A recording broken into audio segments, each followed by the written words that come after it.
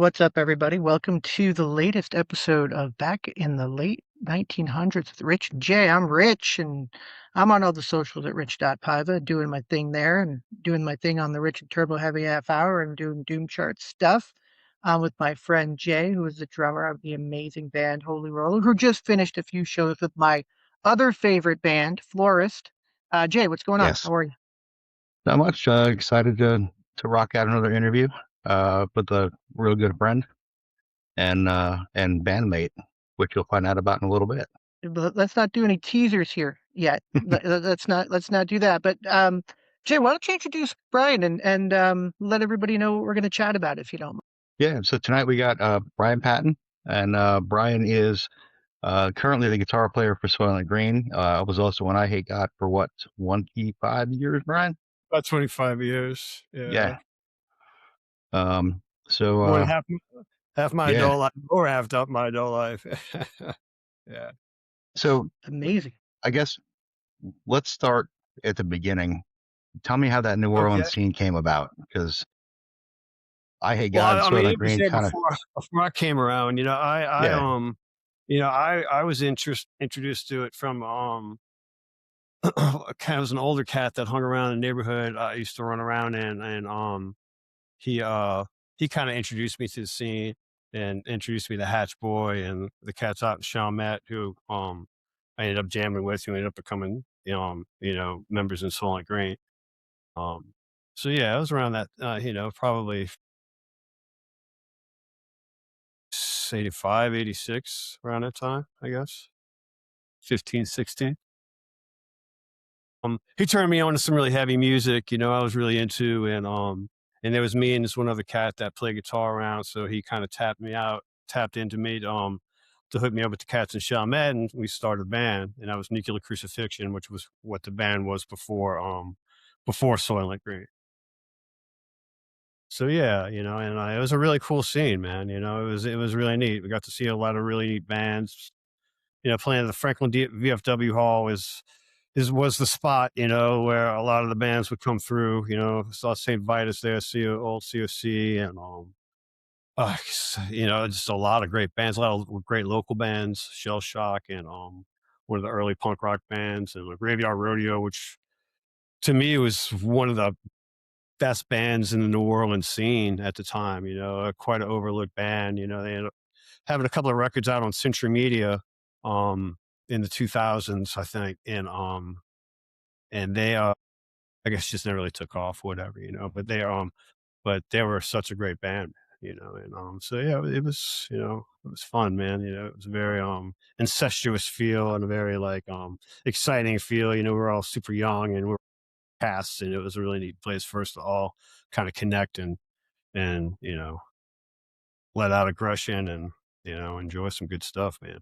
Good music. it's funny how you hear about VFW halls in a lot of these older stories, that was a place to play in a lot of places across the country. Yeah, yeah. I mean, there were club shows too, but yeah, the VFW hall was like seemed to be like the center place, and it was like that for a lot of kids, because it was an all ages venue, so we were it was better for us all ages kids, it's just easy for us to show up and hang out and get in.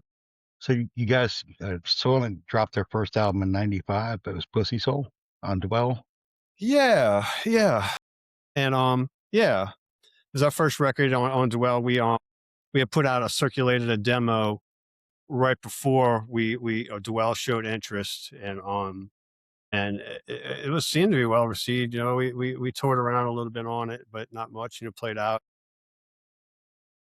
And once we did the Dwell thing, man, yeah, we got to do a tour with Extreme Noise Terror, and that was pretty fun, man. We got to play a lot of places that we we wanted to hit, always wanted to play, and the shows were great. We got to play with our idols. Extreme Noise Terror was you know, we were a bit, they were heavy influences to us, at the time, because that whole early English crusty, grindcore early stage stuff was our stuff. You That guys was gonna be have, my question. Like, where did yeah, Soylent Green come from? Like, what those influences? Like, I probably hear like the British grindcore stuff, like the Napalm Deaths and all those. But like, what were you Yeah. guys channeling? Well, man, we were channeling from all sorts of directions, that's just kind of it. We were heavily influenced by Napalm Death, but also, Godflesh and the slower end of it, and the Melvins and Carnivore was a big hit one for us too.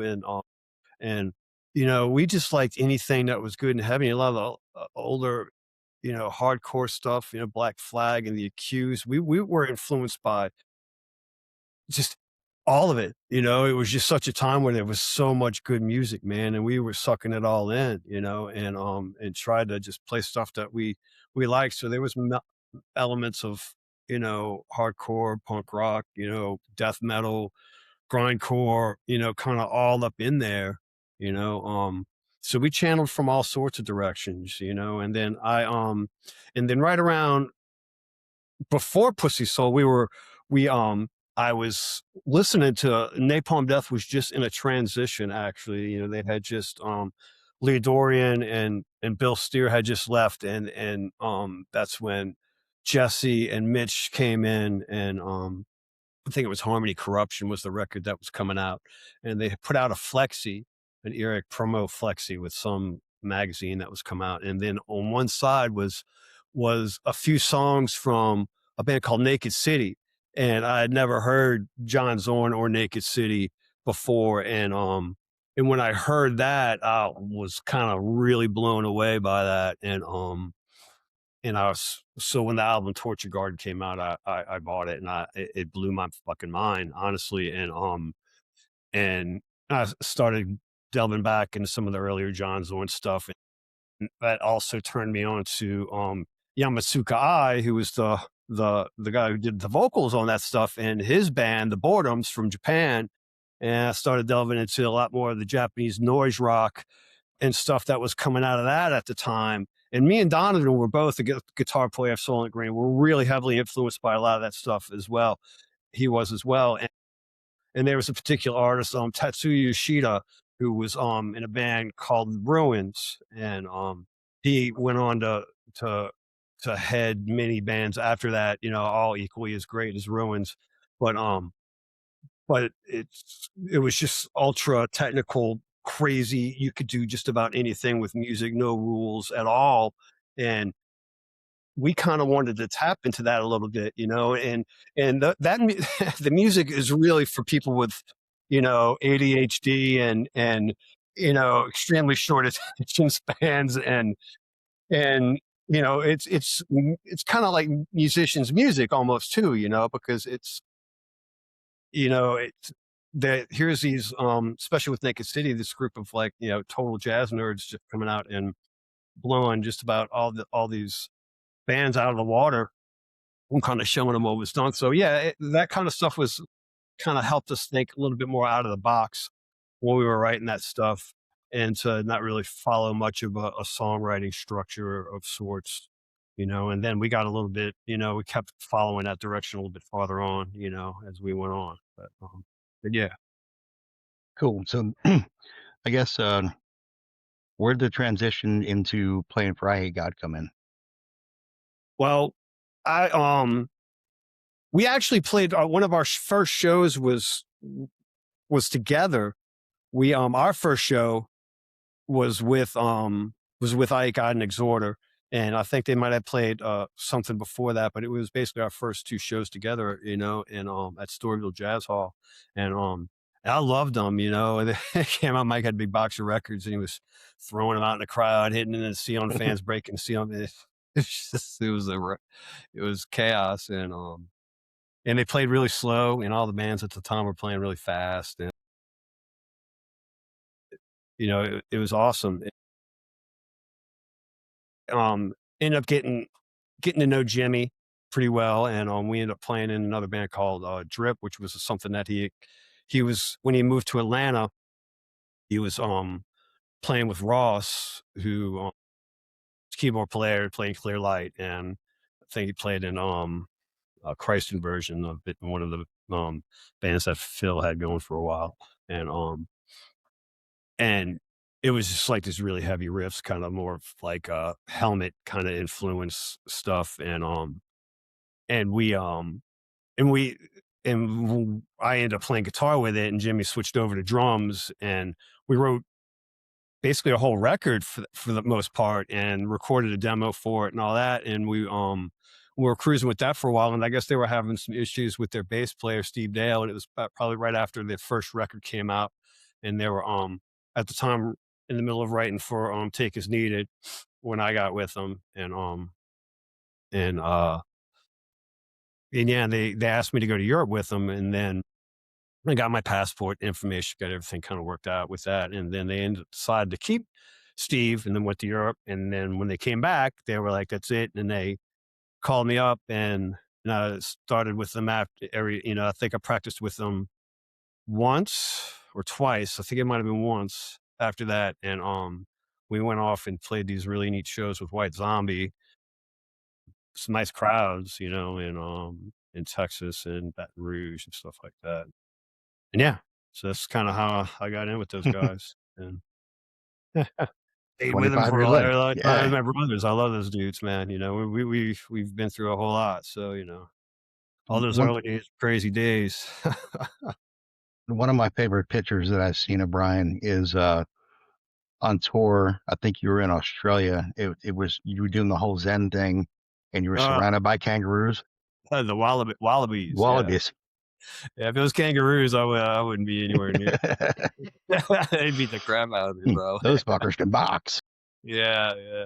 Yeah, well, it was super docile. It was like this little park that we went to, but yeah, it was I had some influence going on through my body, if you know what I mean, at the time. That loosened me up quite a bit. But yeah. Yeah, that was a fun trip, man. Australia. We're actually going back to Australia. And my first time back, probably I think since then. And in in September. So yeah, I'm excited. That's Soilent Green. Yes, Sonic Green. Cool, cool. Yeah. So our first Cool. Sonic Green's first time. We've never been to that. Yeah. It's very interesting to see a band like Eyehategod now. Well, I want to say big, but like they're kind of big. Probably Yeah, bigger now than they ever were. they're working Um, great. Last year, I got to see Acid Bath play Yeah. in front of like 30 or 40,000 people, with people like screaming the lyrics along with him. And it was a very, number one, never thought it would happen. But number two, it was a very interesting thing, because you think that it's kind of a niche thing. You kind of think that it's like this little scene thing, and then meanwhile, they're playing gigantic festivals, and Yeah, people they're are doing. just loving it. So, Yeah. what's that like, just to see the scene that you were kind of a part of have that kind of influence in 2026? I mean, it's great. It's pretty mind blowing, actually. I'm not taken back by it. It's still awestruck. I mean, we played a show with them, and we played a place I grew up. So Metallica and Ozzy and Alice Cooper and all these great bands there, and I got and I'm playing the stage, and they're it's their show, and it's wild, man. Just to kind of get that much attention's coming to the area is really cool. McCrowbar's doing really well, like right now as well, and Down's got a lot of stuff going on with them coming up, and so yeah, it's awesome. I mean, and we're able to be busy, kind of on the coattails of all of it as well, So I mean, it helps everybody around in the scene, that Acid Bath's getting that attention. So I mean, the fact that those guys went viral and it all kind of popped up. Crazy. Yeah, Speaking yeah, of, that's crazy. It's crazy, because they're my friends, and y- I have other friends that get the same attention, but it's just, whenever it happens, it's wild. yeah, and you could see on their face how much they were enjoying it, and but also like, I don't want to say Yeah. overwhelmed, but like just imagine how I don't think they thought, at least from what I've read and what I've seen, that they thought the response was going to be what it has been. Yeah, yeah, I don't know. I can't answer for that. I never really did pick their brain as far as that goes, but yeah, I mean, I could see that, given the situation, from what I could tell, that if if it was me, I certainly would have been taken quite off guard. We're turned into a reunion show here or there. Just they've been doing it now for year and a half now, I think it is now, that of continuously playing shows, so yeah, it's And Brian, good for speaking of them. keeping busy and things that are going on now, we have someone who's trying to get into the show here to talk to us a little bit also. It's our So special guest. Okay. who's this guy? That's Arv. Hey, What's up? What's up? what's going on? What's up, Ah, How's Where you tour at? going? I'm in on a front porch at a B&B in Spokane. We got to leave in like 3 minutes. I told the girls I was popping out front to be on a podcast. How is everyone? Good. I Hope you're miss well. all of you. If Yeah, you tell Miss you them too. what podcast you're on, I'm sure they'll give you a break. At As this point, friends we're of the just all show. looking at each other crazy when we in passing. It's just like, yeah. Um, So But no. yeah, why do I we have wanted Christian on, Jay and Brian? What's so going on with you guys? I wanted to bring Christian we've on. been jamming together Yeah, for probably almost a year. about a year now, I guess, Yeah. or a little, Yeah. yeah. We've got a few songs put together, and yeah, it's fun stuff. Shit will blow your mind. Hopefully, we'll get our shit together enough to where we'll get enough to actually have a show and play out and record and all that fun stuff. So we lost Christian, but I'm sure he'll try to come back on. When Jay mentioned this to me, and I talked to Christian about it too a little bit when I got to see the Temptress in Orlando. You guys are working through some names of the band, and a couple of the names were, I We guess, got one. inappropriate. Would something along that line? Well, we have one name that we're kind of fighting with, a little Yeah. bit, but I'm still trying to search, man. I think we could find something maybe even better, So I mean, that's just me. Names are hard for me. They really are. But when I'll randomly see a phrase in a book or a title of an article, and that'll be a name for me. So. So this is sometimes- coming from a guy who's been in a band called Fuckmouth and Nun Molesters, according to Metal Archives, right? According Those to are Metal both Archives. names, yes. Yeah. Yeah. But yeah, I didn't not come up with either one of those names. I have to say though, I was just, innocent bystanders and along for but yeah, I'm excited about the stuff that we're doing with Jay and Christian. It's kind of one of the first stuff, some of the first stuff that I wrote outside of thinking around at my house in a while. So yeah, it's fun. And Jay is really neat to jam with because he's kind of a good improv drummer. So where he listens to what I'm doing instead of kind of getting off in his own world, and we can play off each other a little bit and stuff like that. So yeah, it's fun. Love that. Are you guys thinking of having a singer? Are you guys staying all instrumental? It would be nice if we had something, man. But unfortunately, we're in Greensboro, and and I don't really get out much, Yeah. And the last thing I want to do is say, go on social media and be like, hey, it's really uncomfortable. So I mean, until something rolls my way, we're just going to kind of just keep it as it is, and if something comes along, or if I get an idea of something we can do, yeah, we'll figure it out from there. But the songs kind of hold themselves, I think, without vocals, and yeah, so so either way at this moment, man, I would say they're good without vocals, but I hear some at times, in my head when I'm writing parts. There's definitely parts, and I feel like if we did get somebody, it'd have to be a super fucking versatile singer. Yeah, that's too, because yeah. my man over here does not write in 4/4 or in normal writing patterns. I mean, when you call out John Zorn as like one of the main influences of your playing and your writing, I'm thinking of like the stuff Zorn did with like Mike Patton and that crazy ass stuff that went there. There's not a Mike Patton probably just running around Greensboro, right? The stuff Mike Patton did with John Zorn was basically Mike Patton filling in for Yamatsuka Ai from Naked City, if you ask me. But But I mean, 4/4 is a good thing though. I love doing it, but versatility is also a good thing, man. So, I didn't want He to be, keeps me on my I toes. get bored. So if I'm fine playing 4/4 for a little while, and maybe just kind of It's a measure or two. mouse. I wanted to ask you, if you don't mind, Brian. So No, man. when you got into I Hate God, they had already had written most of Take Needed, right? That was Take As Needed, and it Yeah. looks like you started to get involved in the songwriting on the next record. Is that an Well, I accurate got statement? involved. Well, I got involved on Take As Needed as well. I wrote some of the stuff. I wrote a song or two. I wrote a song, and then I wrote parts in some of the other songs. Beginning of Blank, I wrote, and I wrote $30 Bag, and there's some. Is it Crimes Against Skin? I wrote some of that. So I mean, there's stuff. I'm in there. A little bit. And then Dope Sick, yeah, I wrote some in that too. I mean, I try to put my finger in wherever I am, at least some. Or then they seem to be open to that, as joining as a newer guy, just open to some ideas Yeah, they and wanted me to write right away. They were like, as soon as I got in, they were like, play a riff now, kind of thing.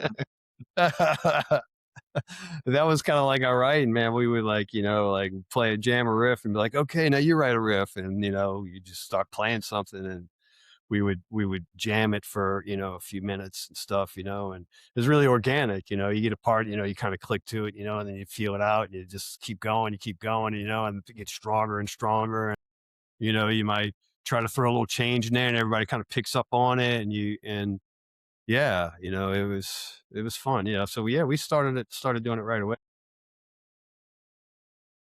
26, it's the same. Brian comes in, he's got riffs, and that's how this thing happens. A lot of our sessions we're jamming start out with either Christian or Brian just playing a riff, and then 35 minutes later we warmed up Yeah, with the improv thing, and then we start into the songs we've written. yeah. I mean, that's the best way to kind of get rolling in. You just kind of open up and see what happens that day, and just kind of start whatever pops into your head the first thing, and get a groove and jam it for a while. And yeah, sometimes it's really cool. are We you never guys remember recording it. that stuff? I always No, no, we're stupid, man. We I was don't gonna ever say, I remember. talked to so many bands who like that. We had this awesome idea when we were jamming, and then nobody remembered actually what they did. Not for Yeah, any reason other than like just because there's so much other stuff going on in life that sometimes you kind of yeah. I'm forget it. so bad with that, man. I need really badly to get some sort of a way to record my parts because I It forget. part of it's the room. The room that we're in is very small and square, and like we tried some phone recordings, but it's just so fucking loud that I mean, even the best phone speakers just fucking reverb out.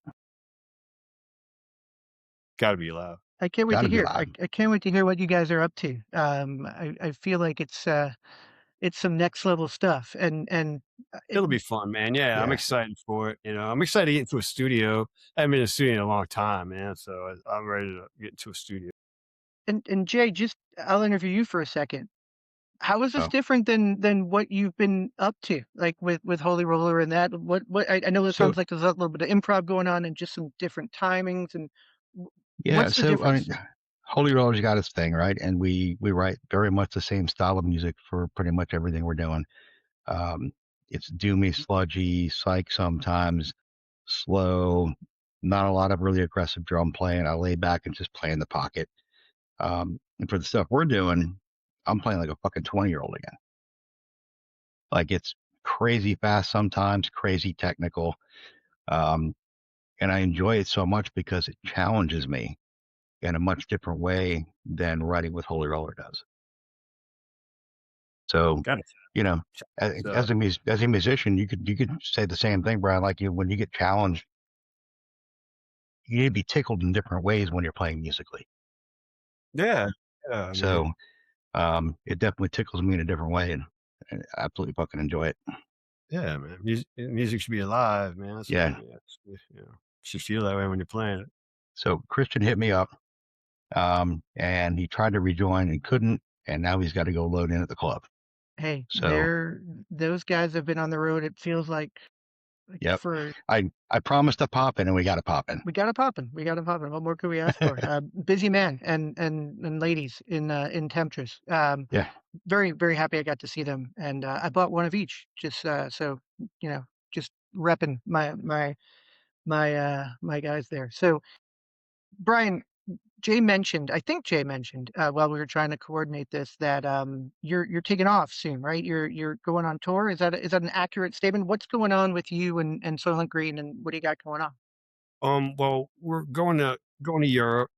And yeah, I pull out of here and on the 27th, and then we fly over, I think on the 3rd, I think it is, and we start off with a festival, and yeah, we're over there for a couple of weeks, man. Hitting a bunch of different countries, and it's exciting. We haven't been over there in a while, and we're playing a lot of spots we haven't played. And so yeah, we're doing that. We're a 5-piece again. So it's going to be Donovan's first shows back with us. So I just saw Donovan on Monday, and we're refining everything. Man, it's going to be really really neat, man. Like he's because we're hearing the new songs that were written for basically one guitar. The whole last record it was just me, on it, and to hear the stuff that we're working on together for those songs, it's really cool, man, to hear,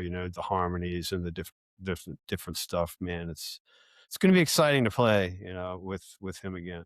Oh, So, were we so I'm getting new Soylent Green material? Is that a yeah, oh yeah, yeah. I mean, we already got some stuff worked out. He came and crashed at my pad for a while. When we originally were going to do the podcast, he was here, and we were going to have him on with us. And yeah, we're putting together stuff. We have a plan of kind of what we want to do for a new record, and we're chipping away. The more time we spend together, obviously, the more we're gonna start working on some of it when we go down for rehearsing um in Louisiana prior to the tour. So yeah, we're gonna be spending some time, obviously, a lot in Europe. We get to work on some stuff there. So yeah, man, new stuff's coming. It might take a little bit, but we'll get it done, man. So, a couple of things. We're gonna make Rich jealous real quick. Donovan heard us rehearse, ah Yeah. so he's the Yeah, he man? did. only I can't, he's He the came only out. only person outside of Christian's wife that's heard our noise. That's true too. That's true. Yeah. I think when I saw Temptress and was talking to Christian, I think Jay or Christian's wife had called and said that the guys were playing and were over there. I think that you guys might have been practicing over there when he was in Orlando, so it was kind of fun. It's certainly possible. We do practice a lot. Yeah. So, and Yeah. the other thing I wanted to bring up about the tour Brian was talking about, Brian, tell them the cool thing about the festivals on both ends of your tour that you're going to be able to Oh do. yeah, yeah. Huge for Yeah. the folks in Europe. Yeah. Well, at Hellfest and at Mystique Fest, I'm supposed to be playing with Eyehategod on stage again, so that'll be really Wow, good. Yeah. Yeah. We're doing a couple of sets, one at Mystique and one at Hellfest. damn, that's Double awesome. duty. Fun to That play with this again, man. Yeah, those are my buds, and I miss Yeah. playing with them. So it'll be fun, man. Yeah. very Stoked. cool, very cool. So, a couple things for Soylent. I saw online you guys did a song for Squidbillies. Yeah. Yeah, we did. Season Well, 4, episode 1. Yeah, we did. We did a bunch of songs for 'em, man. It actually, we all right, the Squidbillies store. We were big Squidbillies fans, and we were big Adult Swim fans, period. And it was like right kind of at the heyday. Sorry, my phone's dinging. And and and we were on tour with Death Clock, man. We got to tour with Death Clock, so we were like riding that, man, and we were like stoked. We're hanging out with Brendan Smalls and Gene Hoglan too. It was really really fucking fun tour, man. And then we played Atlanta, and we got to meet all the Adult Swim cats came out to the show, because that's where they're based out of. All the Turner Network and Adult Swim and all that, they're all based. All the stuff's it's based out of Atlanta, and they came out and so we met a lot of the cats and we were yapping about how much we love the Squidbillies and the cats that created Squidbillies were there. But anyway, when we got home, so we got to meet the cast that created Squidbillies and some of the other folks that, made some of the awesome shows that we loved. And when we got home, we got called, man, to do this, to redo the song. They wanted us to redo the theme song. We were fucking thrilled, so they paid us for us to go to the studio. And we got some harebrained idea to put together what we put together. And we actually put together all these different versions of the theme song and sent them all to them. And they ended up putting them out on the DVD or the Blu-ray as bonus tracks. You can hear. Nice. Actually, Def Clock is playing at Welcome to Rockville this weekend, so I will be seeing them. If there's not a conflict, I will be seeing them, which is a really weird thing to say. Again, in 2026, but it should be very interesting. Yeah, I'm sure that will be. And then the other thing I want to talk about is when I was doing my research, I came across a Rolling Stone article that had Soilent Green in it, where they had you guys as one of the 10 most important hard and heavy bands of the late 90s. And they had you listed alongside Korn, Meshuggah, Metallica, Candiria, Queens of the Stone Age, Soulfly, Pantera, Black Sabbath, and Morbid Angel. Yep. Pretty cool. Yeah, it's a pretty fucking bitchin' article. We were another time we were like, wow, this is really cool. I still have that. I have that Rolling Stone still. Yeah. Awesome. But yeah, that was really neat. Yeah. When that came out, we rode that for a while. And of course Relapse rode it for a while, and it was, it was really neat that happened, man. Yeah. That we actually got attention. You guys signed with a booking agent just recently, didn't you? No, not yet. Not yet? No. Are you talking about in England? Yeah. No. We're talking with them right now. Yes, but we haven't signed anything yet, Cool. But well, hopefully you do. Maybe getting to the UK soon. Let's hope it happens. Or the crowds, like, I feel like Soilent Green at this point, like you go to Europe and the crowds are going to be, I don't want to say bigger than the US, but I feel like there's more of an appetite for Soilent Green there. Is that a wrong impression or? Well, we haven't been over there in a long time, man. So we'll see when we get over there, the potential's there for sure. I mean, Europe rocks, and when we went there before, we did good, man, so hopefully it's still the case, and we're excited. That's for sure. We're going to give them everything we got. That's for damn sure. So, the people that do come will be happy, and if it's a good crowd, then, it's a good crowd. If not, then, hey, we'll smash into people that come see. We're going to be over there with Black Tusk, man. So it's a solid package, man. So, I mean, it's very cool. It should do okay. I had those guys on the other podcast. Very, very cool guys. They just put out a new EP. Yeah. Okay. Neat, man. Yeah. We're doing the whole tour with them, man, for the most part. So, we're going to get to know them pretty well. I'm jealous the festivals in Europe get like Soilent Green and you playing with Eyehategod. I have to go 2 out of 3 years to Rockville and fucking Foo Fighters are the headliner. Like, why am I tortured? Why does this have to happen? Just are quite impressive, man. They're pretty neat, man. I mean, dude. I mean, American fests are picking right up. No, they're getting there. They're getting there. It just they people will just want to torture me with the Foo Fighters 2 years in a row, or 2 out of 3 years. I mean, I got to see Acid Bath and Baroness and Clutch and all, some very cool bands as well. Yeah. But right. You wind up trying to dodge the 5-finger death punch set as you're running to other stages. So it's always an interesting an interesting thing. But you look at like the Hellfest poster and you're like, oh my God, like I don't know what I would do because there'd be 5 bands playing at once and I'd want to see all of them. Yeah. So you kind of got to pick and choose your battles, man, at that point, and it's kind of hard to get from one spot to the other. The grounds are really, really large, so it's, yeah. One time I one time I played Hellfest and I don't know why this story popped into my head, man, that because we were talking about how large the grounds are, I guess. And I I've played 3 times at the first time we played Hellfest. I played 3 times with one with Eyehategod, once with Soilent Green, and once with Outlaw Order. And Soilent Green played right after Eyehategod, and I literally, like, the people that were there were supposed to grab me were not there, and I had to get over to the stage, so I literally had to run across the grounds to get to the stage to play They with did Soilent. you no favors in the Quite a scheduling. far track, I'll say that, to get to the other side of the to that stage.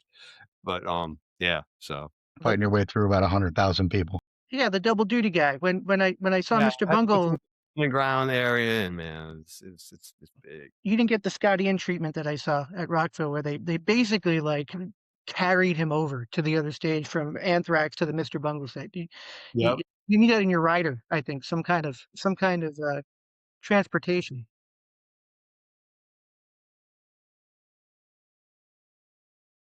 This has been awesome. Anything else, Jay? Do you want to talk about? I want to know when are we going to hear stuff from the unnamed 3-piece current project that you guys are working on? What are we thinking? I know So, everyone's really busy. Yeah, I don't know, man. I yeah, mean, we're kinda, I know Christian's been really busy, so, I mean, a lot of the stuff that we were kinda working on, he's been on tour for quite a while, man, with Tempest, and he's getting back, I think, and he's supposed to be back for a while. Once I get back from Europe, I'm home for the most part as well until that's the end of August. Um, so we have a good month plus to kinda get together and do some stuff. And, maybe by the end of the year, we might have enough songs. It's also me, as far as much me writing. I want to write, maybe 2, 3 more songs kind of before we kind of get in a studio or play out. I don't want to just go up there with 20, 30 minutes. I kind of want to have a full set there. I would say probably a fair assessment for when you're going to hear some stuff would probably be early 27. Yeah. Fair. Teethers. So, All right. Knowing me, man, we'll probably write enough stuff, and then I'm gonna like erase all 3 first songs, and I'm gonna want. The lost album of the but unknown of the unnamed we band. also could have enough for a double album. Ooh, you never know, Yeah, man. Hey, all that'd right. be fun. All right. I'm looking forward to whatever happens because I know it's going to be Cool, killer. man. Come out on the show and premiere it. I know the guy who runs the show, and it'd be awesome to get you guys to premiere some of the stuff on one of the shows on the channel. It'd be Yeah. great. Yeah, man. Yeah, and you Absolutely. You got first dibs. with Soilent being active again, Rich, you should have him on the other show as well. Yeah, no, absolutely. I would love that. I'll tell you Yeah, a funny man. story after I hit stop because it's We'll all be depressing. together, man, and at the end of May. So if you want to get us all together on something, man, that would be a good time before we head over to Europe. Love it. We'll do it. Well, guys, this has been amazing. Yeah. Jay, thank you for making this happen. Brian, is amazing to meet you. Absolutely. Thanks. Good luck on your trip out into Europe. Yeah, appreciate it. I hope they make the stages a little more manageable for you from getting back and forth. I'll be all right, man. I hope so. Jay's got a prop. I always like making Rich jealous. So I got this beauty from Brian, which is a Soilent Green Eyehategod split. Oh, yeah. And I got this beauty from Brian. Yeah, the Vietnam That's record. awesome. Yeah. Next time I'm in Greensboro, just keep your eye on your record collection because you never know what might or might not disappear. But thank you guys. Fair enough. This has been awesome. I can't wait to hear what's next. Good luck on your trip, and thank you guys so much for doing this. And thank you, Jay, for making it happen. Appreciate it. Yep. Thanks, brother. Appreciate you doing it. Yep. No problem, Jay. I appreciate you, man, too.